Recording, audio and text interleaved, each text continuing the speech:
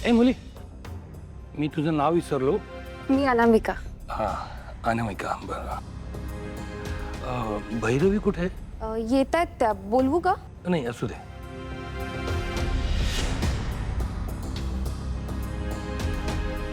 जगन्नाथ इथे अचानक कसं काय? ते भैरवीने बोलावून घेतलं होतं, तिला काहीतरी महत्वाचं सांगायचं.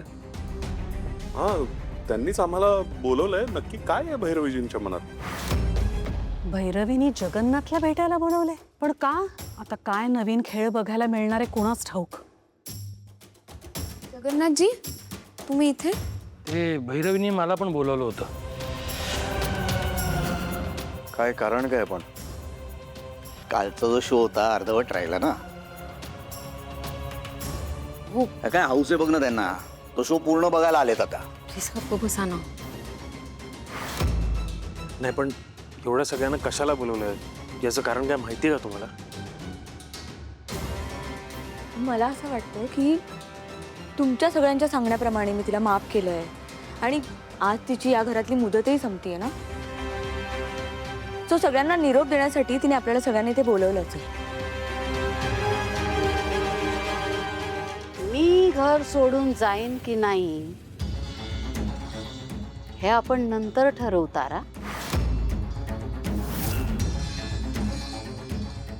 पण त्याआधी तुमच्या या गोजीरवाण्या घरात, ज्या घराच्या भिंती आदर्शाने बांधल्या आहेत, सत्य आणि खरं या घराचा मूळ भक्कम पाया आहे.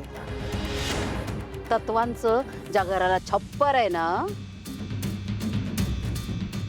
अशा या तुमच्या घरात काय जळतंय याची कल्पना आहे तुम्हाला कोणाला? मोठी आदर्शवादी माणसं राहतात ना या घरात. काय तिलोत्तमा, खोटं सहन होत नाही, सगळे खरंच बोलतात.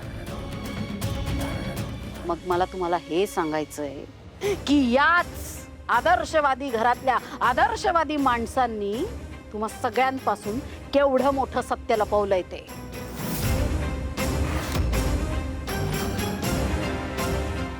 तुमचं म्हणजे कसं झालंय ना, मोठा वाडा आणि पोकळ वासा अशी गत आहे या घराची. ऐक ना भैरवी, मला असं वाटतं की तुझी अजून ती कालची भांग उतरलेली नाहीये. तू शुद्धीत नाहीयेस, तुझा आराम कर. जा जा. मी म्हटलं होतं ना कालचा शो अर्धवट राहिलाय. चालू द्या भैरवीजी. म्हणजे काल तुझे बोलून जाणार होतीस ते तू आज सगळ्यांना सांगणार आहेस, बरोबर? बरोबर सांगणार आहे ना, गुपित नाही. तिलोत्तमा, तुला वाटतं तसं काही नाहीये.